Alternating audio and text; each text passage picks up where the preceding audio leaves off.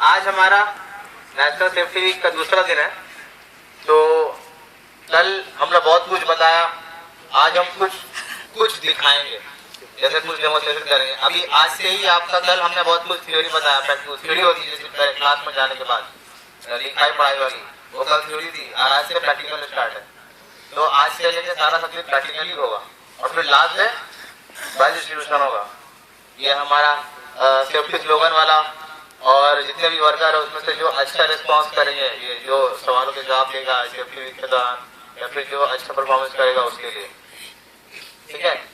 तो पहले कुछ इन्फॉर्मेशन, जैसे कि आप सबको पता है हम यहाँ पे इस होंडा फैक्ट्री में काम कर रहे हैं।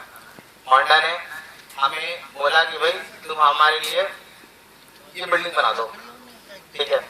उसने हमें काम दिया, हमने इन्हें काम दिया, और इसने आपको बुलाया कि भाई आप हमारे लिए काम कर दो, ठीक है।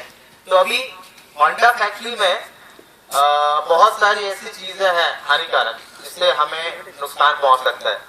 जैसे कि होंडा की फैक्ट्री में बहुत सारे केमिकल्स हैं। वहाँ पे जो ट्रेन के पास काम कर रहा है, जो गार्ड हाउस में, वहाँ पे देखा होगा आपने, अमोनिया गैस का टैंक है और नाइट्रोजन का टैंक है, पावर ग्रिड है जिसका, जहाँ पे पावर जंक्शन है, यहाँ पे आगे हुए हैं होंडा का, बहुत सारा डीजल और ऑयल का स्टॉक है। तो इन सब में कभी न कभी कुछ इमरजेंसी हो सकता है। हो सकता है कि जो अमोनिया का टैंक है वो लीक हो जाए, उसमें से गैस बाहर आ जाए, या फिर कहीं डीजल के स्टॉक में उसकी आग लग जाए, या फिर साइट के अंदर कोई इमरजेंसी हो जाए क्योंकि बहुत सारी मशीन चल रही है, हमें पता नहीं कब किस वक्त क्या हो जाए, या फिर हमारे साइट पे कुछ हो जाए। तो इस तरह की बहुत सारी इमरजेंसी आपातकालीन सिचुएशन हो सकती है किसी भी फैक्ट्री के अंदर। इस तरह के आपातकालीन सिचुएशन से निपटने के लिए एक ड्रिल होता है, उसे कहते हैं इमरजेंसी ड्रिल। यानी कि जब कभी कुछ दुर्घटना हो तो सबको पता हो कि करना क्या है, वरना फिर कहीं अगर कैसे मालूम, जैसे कहीं के अगर किसी मोहल्ले में दंगा हो जाए तो सब लोग यहाँ वहाँ भागते हैं। अगर फैक्ट्री में कुछ हो जाए तो अगर सब लोग यहाँ वहाँ भागेंगे तो हो सकता है उसमें से 20% 100 में से 20 लोग दंगे का शिकार हो जाए, या फिर उस सिचुएशन, वो आपातकालीन सिचुएशन या गैस वगैरह का शिकार हो जाए। तो जितने भी केमिकल्स वगैरह हैं उसमें जैसे अगर वो लीक हो जाए तो अगर हम उसको सूंघे तो हम बेहोश हो सकते हैं संग, या फिर इरिटेशन हो सकती, या फिर अगर ज्यादा एक्सपोजर में हम उसके रहें, ज्यादा उसका असर हमारे पर है तो हम मर भी सकते हैं। तो इस तरह का केमिकल भी होंडा के फैक्ट्री के अंदर इस्तेमाल होता है। तो अगर कभी इस तरह का कोई भी घटना अगर हो, जैसे कि अगर कहीं पे आग लग जाए, या फिर कुछ इमरजेंसी केमिकल या गैस लीक हो जाए, या अर्थक्वेक आ जाए, या फिर कोई आस पास में से कोई आतंकवादी हमला हो जाए, हो सकता है, हो ही सकता है, कुछ भी हो सकता है। अभी तुम लोग यहाँ हो सकता है किसी ऐसी जगह में हो जहाँ पे काम कर रहे हो, जहाँ पे आसपास नक्सल के लोग रहते हैं तो उस पर हमला करते हैं लूटने के लिए, हो सकता है। तो इस तरीके में क्या करना है, तो जैसे कि आप लोग सबको पता होगा, मैंने बताया कि साइट पे कुछ इमरजेंसी होने से बचता है सायरन, लेकिन वो होंडा की फैक्ट्री के अंदर बचता है, तुम्हें पता नहीं चलता। अभी साइट पे भी इमरजेंसी ड्रिल होता है, सायरन बचता है। वो किस तरीके से बचता है, जैसे इसमें सायरन है इस वाले माइक में, ठीक है, इस माइक में सायरन है, इसको हम लोग यूज करते हैं इमरजेंसी के टाइम में। तो किस तरीके से सायरन बजेगा हमें पता चलेगा कि इमरजेंसी है। यानी कि अगर इमरजेंसी है तो क्या करना है, जो भी हम काम कर रहे हैं साइट के अंदर वो बंद करके सीधा असेंबली एरिया में आना है। उसके बाद ये हमारी जिम्मेदारी बनती है और हमारे सीनियर एग्जीक्यूटिव की जिम्मेदारी बनती है कि इस तरीके से आपको सुरक्षा के साथ साइट से बाहर लेके जाया जाए, ठीक है। तो अगर कुछ इमरजेंसी हो जाए साइट पे कुछ ऐसा, तो सायरन बजेगा। किस तरीके से बजेगा, देखो 3 बार बजता है सायरन, ठीक है, सायरन 3 बार बजता है, 10 सेकंड बजेगा और फिर 10 सेकंड बंद रहेगा, ठीक है।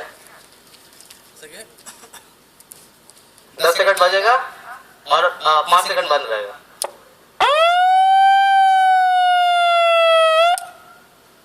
ज्यादा नहीं बजा रहा क्योंकि इंफॉर्मेशन नहीं है होंडा से, ठीक है।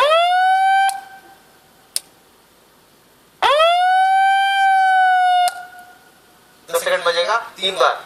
अगर 3 बार 10 सेकंड सायरन बजा, इसका मतलब है कि साइट के अंदर कहीं कुछ न कुछ दुर्घटना या फिर कुछ बड़ा हादसा हादसा हुआ है, यानी कि इसका मतलब है कि आपको साइड से इधर असेंबली एरिया में आ जाना है।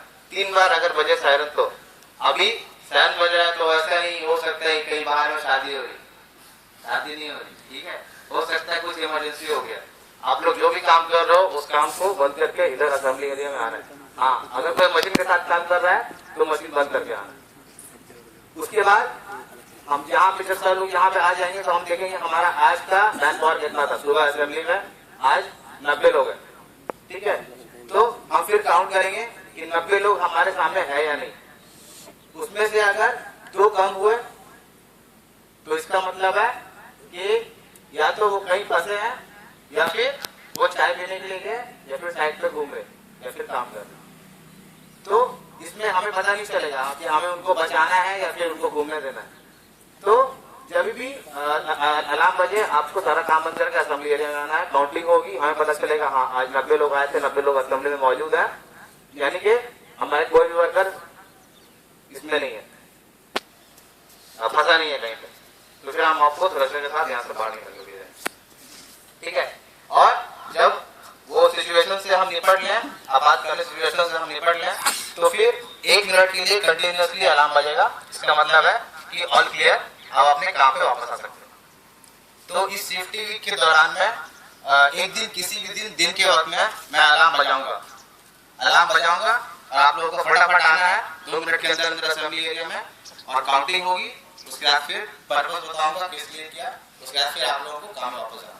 ये सब सबको याद रखना, ये कम से कम हर महीने में एक बार होना चाहिए, ताकि हमें पता चले कि इमरजेंसी में क्या करना है, ठीक है। तो हाँ, और आज हमने कुछ एक छोटा सा क्विज टाइप भी ऑर्गेनाइज किया है। तो हमने यहाँ कुछ मशीन्स ला रखे हैं और कुछ पीपीज ला रखे हैं। तो अभी आप में से कोई उठेगा और मुझे बताएगा कि इस ग्राइंडिंग मशीन के साथ क्या क्या पीपीज चाहिए। कौन उठेगा? मुझे चाहिए 1 2 3 4 5 लोग चाहिए मुझे। 5 लोग चाहिए, 5 लोग यहाँ खड़ा हो जाओ इस तरफ।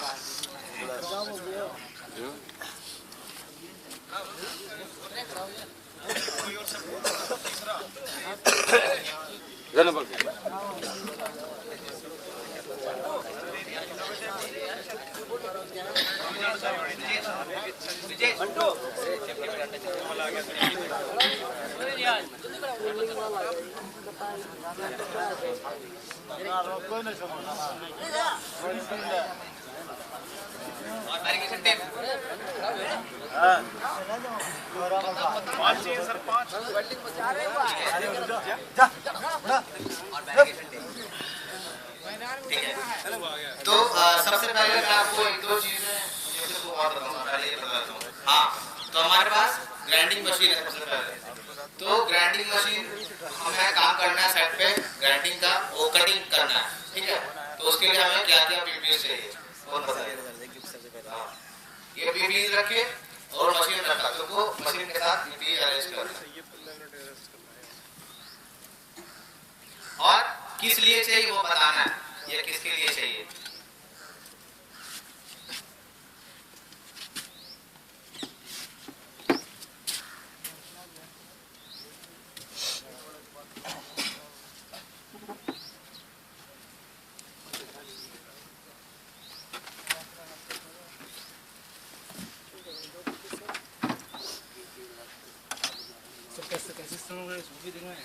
नहीं, इस मशीन के साथ ये सारे पीपीज चाहिए, और वो पीपी क्यों चाहिए ये बताना है। पहले मशीन बताना, कौन सा मशीन है दिखा के सबको। Good morning. Good morning. पहले ये ग्राइंडिंग मशीन ऑपरेट करने के लिए हमको पहले चाहिए जो एरिया में ग्राइंडिंग चलाएंगे उस एरिया को पहले वेरीगेट करना है। उसके बाद जो पीपी यूज़ करना है वो पहले हैंड ग्लव्स, उसके बाद ये नोज मास्क, उसके बाद ये गोल्स। गोल्स इसलिए इस्तेमाल करना है कि कुछ जो कटिंग का वो चीज़ अपना हाथ में ना गिरे, और जो डस्ट जो अपने नाक का अंदर, इस नोज का अंदर ना जाए, इसलिए ये इस्तेमाल करना है। और हैंड ग्लव्स जो कटिंग कर रहा है उसका ये हाथ को काट, मतलब जो कटिंग कर रहा है वो चीज़ अपना हाथ पे या कोई ये शॉर्ट सर्किट हो जाए, अपना हाथ में शॉर्ट ना लग जाए, इसलिए ये हैंड ग्लव्स पहनना।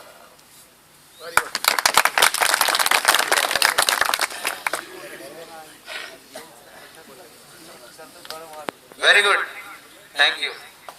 अभी ये मशीन उठा के रख दो क्योंकि इस मशीन का काम हो गया और पीपी सारे वापस वहीं और इस मशीन हाँ रख दो, यहाँ रख दो, ठीक है। अब हमारा ये है क्या बोलते हैं ब्लोअर। अब ब्लोअर है हमारे पास, ब्लोअर में कौन से पीपीएस चाहिए और क्यों चाहिए कौन बताइए।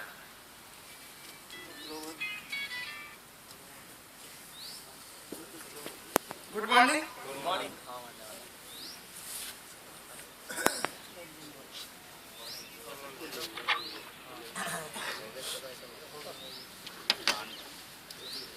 इस ब्लोअर मशीन को चलाने के लिए पहले तो ये हैंड ग्लव्स चाहिए और दूसरा है नोज मास्क और तीसरा है चश्मा गॉगल्स। और इसको जब चलाएंगे पहले हैंड ग्लव्स पहनना है और ये मशीन यूज करना जाती है सफाई करने के लिए। और इस मशीन को जब चलाओगे तब बहुत धूल उड़ेगा, इसके लिए नोज मास्क पहनना जरूरी है और चश्मा भी चाहिए क्योंकि धूल उड़े तो आँख में भी गिर सकता है। आँख में जाने से क्या होगा? आँख में जाने से आँख में कुछ दिखाई नहीं देगा, शायद कुछ देर के लिए अंधा भी हो सकते हो। अब वो मशीन हटा दो और ये पीपीएस वापस रख दो।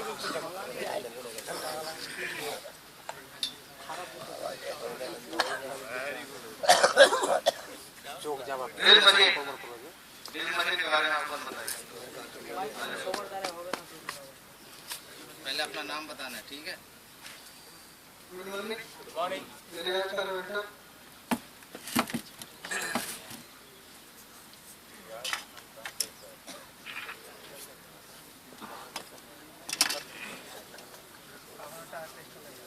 इस मशीन को चलाने के लिए हमें ये होल करते हैं। सबसे पहले हमारा ये हैंड जरूरी है, दूसरा चश्मा जरूरी है। ये हमारा होल करते हैं, उसमें गर्दा आता है लकड़ का, वो आदमी कर सकती है।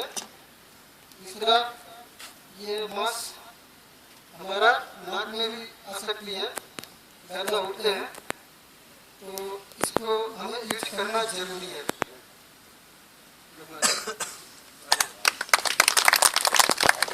Thank you. ये मशीन को रख दो और अब बिल्टी शिपिंग मशीन। शिपिंग मशीन के बारे में कौन बताएगा? हाँ आ जाओ।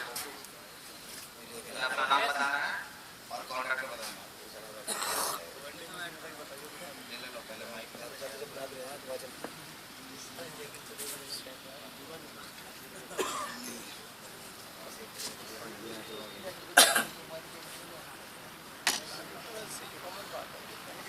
Good morning. ये हिंदी मशीन ऑपरेट करने के लिए पहले तो उस एरिया का हमको ऑलरेडी पहले वेरिफिकेट करना ही है। उसके बाद इसका साउंड जो होता है उसके लिए ये कान पे लगाना जरूरी है। उसके बाद ये गॉगल्स, हैंड ग्लव्स और नोज मास्क। तो नोज मास्क पहनने के लिए आपको ऑलरेडी बोल दिया कि ये इसका जो गर्दन होता है वो नाक में चला जाएगा, इसलिए आपको बीमारी कर सकते हो। और जो चिपिंग कर रहे हो उसका कॉन्क्रीट आपका आँख में गिर ना आ जाए, आपका खराब भी हो सकता है, इसलिए चश्मा पहनना है। और हैंड ग्लास भी ऑलरेडी पहनना है, कभी भी ये मशीन शॉर्ट सर्किट होकर आपको शॉक लग सकता है, इसलिए ये ऑलरेडी पहनना है। एयर प्लग कैसे पहनना? एयर प्लग किस तरह पहनना? मुझे माइक। एयर प्लग कैसे पहनते हैं सबको बताओ। ठीक है ठीक है।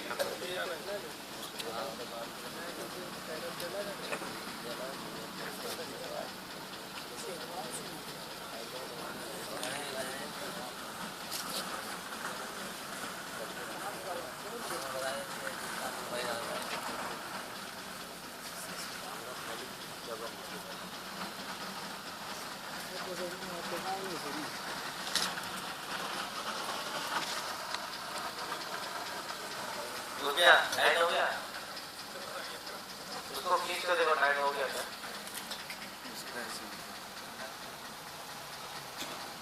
ये अपना इस तरीके से पहले आगे करते हैं इसको। ये इसमें हवा होती है ये दब जाता है अपने आप। इसको अगर इस तरीके से करते हैं उसके बाद ये देखो किस तरह से हो गया। थोड़ी देर के बाद ये पीछे जितना हाइट है इसका मोटाई है ये बात को ऐसी हो जाता है आगे से भी। अपने कान में इस तरीके से लेंगे इसको। ये इस तरीके से जब आप पहनेंगे इसको तो अंदर जाके कुछ सेकंड के बाद अपने आप कानों में अपने टाइट हो जाएगा। आपको बाहर की कोई आवाज़ नहीं आएगी। अगर ज़्यादा आवाज़ आएगी तो अपने कान के पर्दे जो होते हैं उन पे हानि हो सकती है। Very good. तो इसमें एक वो दिखाओ, इसमें एक स्पंज होता है, इसको आप इस सीधे कान में अगर डालोगे तो वो घुसेगा नहीं, इसलिए सामने थोड़ा सा इसको स्क्वीज करते हैं, दबाते हैं। दबाने के बाद अब ये कान में चला जाएगा। कान में जाने के बाद 30 सेकंड से 1 मिनट के बाद ये वापस से खुल जाएगा और कान ब्लॉक हो जाएगा। इस तरीके से इसका इस्तेमाल करते हैं। Thank you, very good. अब हमारे पास वेल्डिंग मशीन है।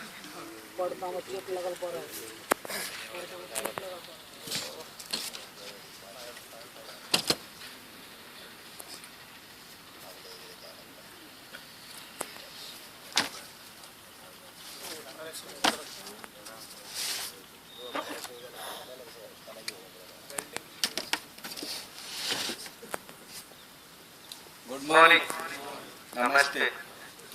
ये वेल्डिंग करते समय अपने जब ये टॉप लगाते हैं वेल्डिंग मशीन का जब टॉप लगाएंगे कनेक्शन करेंगे यानी कि लाइट में, तो पहले नीचे में हम चेक करते हैं हमारी मशीन लाइट दे रही है या नहीं दे रही है, करंट ज्यादा है या कम है।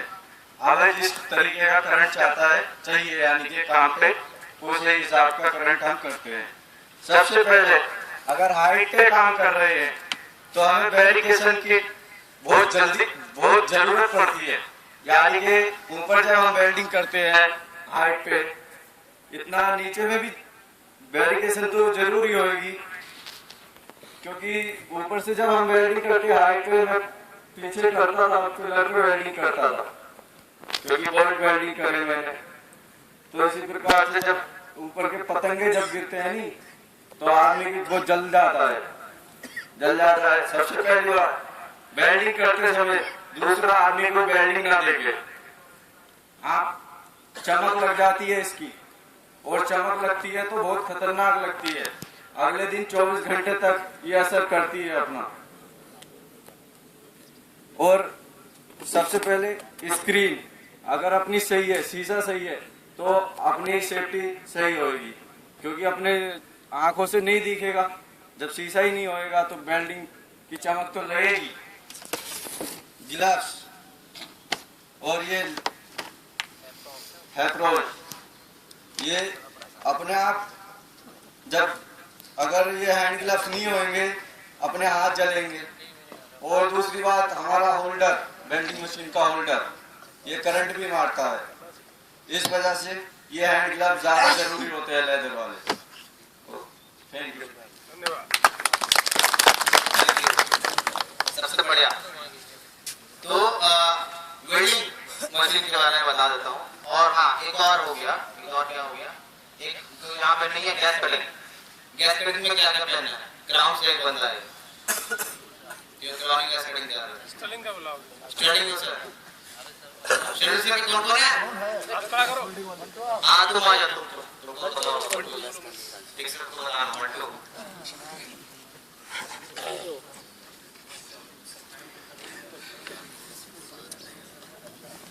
गैस कटिंग, हमें गैस कटिंग करना है तो उस पे क्या करना है? गैस कटिंग के लिए अपना गैस कटिंग के लिए चश्मा चाहिए। कौन सा चश्मा? आगे दिखाओ। आग रखो चश्मा अच्छा बताओ इधर ले बताते जाओ साथ साथ ये और हेलमेट चाहिए वाला तो मतलब चलने वाले ना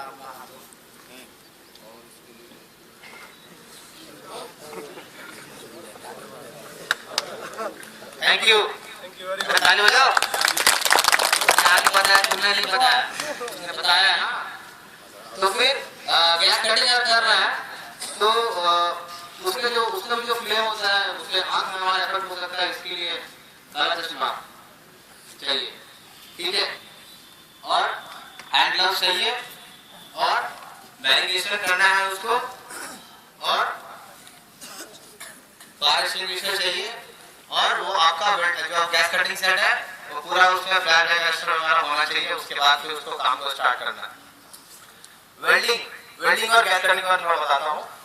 वेल्डिंग करते समय उसका जो धुआं निकलता है, फ्यूम्स, उसको वेल्डिंग फ्यूम बोलते हैं।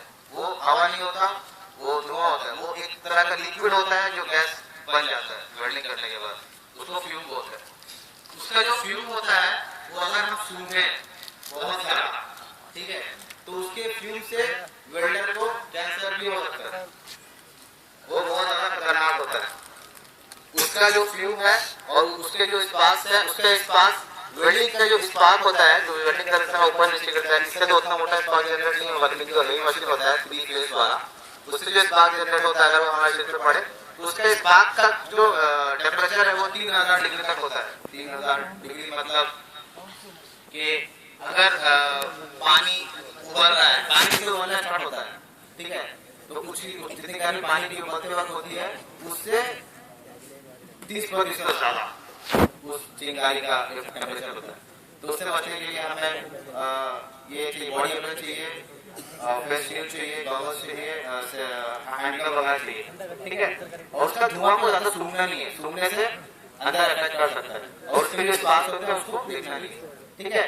और गैस कटिंग करते वक्त भी उसका जो फ्लेम होता है, कभी कभी हम जिस मटेरियल को काट रहे होते हैं वो मटेरियल उतना सॉलिड नहीं होता, उस पर डेंस ये होती है, उसपे कभी कभी अंदर से खोखला होता है तो आवाज आता है ना, फट करके आवाज आता है गैस कटिंग के समय, क्योंकि वो ज्यादा सॉलिड नहीं है, उसके अंदर हो सकता है कि लिक्विड या फिर हवा वगैरह पड़े, तो वो उड़ता भी है। तो इसके लिए चश्मा पहनना जरूरी है, क्योंकि हमारे हाथ में एक भी चिंगारी घुस कर आया, आप 1 घंटा वेल्डिंग कर रहे हो, 2 घंटा वेल्डिंग कर रहे हो, एक चिंगारी अगर हाथ में आया तो काम बताओ, उसके बाद में वेल्डिंग नहीं कर पाओगे। ये इन्फॉर्मेशन के लिए बता दो, जो वेल्डर भी यहाँ पे है आपकी सुरक्षा सबसे जरूरी है, क्योंकि एक वेल्डर अगर साइट में जो वर्कर काम कर रहे हैं उनकी जिंदगी अगर एवरेज 80 साल है तो एक वेल्डर की जिंदगी 60 साल ही होती है। हाई प्रेशर वेल्डर भी जो हाई प्रेशर वेल्डिंग करते हैं इसकी थोड़ा सा कोई प्रॉब्लम नहीं होता, लेकिन जो हाई प्रेशर वेल्डिंग करते हैं क्योंकि उसके फ्यूम्स बॉडी को वीक कर देते हैं अंदर से, ठीक है। तो आज के लिए इतना ही। कल हम फर्स्ट एड ट्रेनिंग करेंगे, हमें फर्स्ट एड ट्रेनिंग करना है, तो कल का ट्रेनिंग बहुत ही ज्यादा जरूरी है हर किसी के लिए, क्योंकि उसमें हम बताएंगे कि न सिर्फ साइट में बल्कि साइट के बाहर किसी के घर में अगर कोई बूढ़ा आदमी मदद चाहिए किसी को, अगर आप उसकी मदद कर दें तो फिर तो आप ही हो उसके लिए भगवान के रूप, ठीक है। तो फिर किस तरीके से मदद करना है, क्या करना है, उसके बारे में कल बताएंगे, कल फर्स्ट एड ट्रेनिंग है, ठीक है। आज के लिए इतना ही, थैंक यू।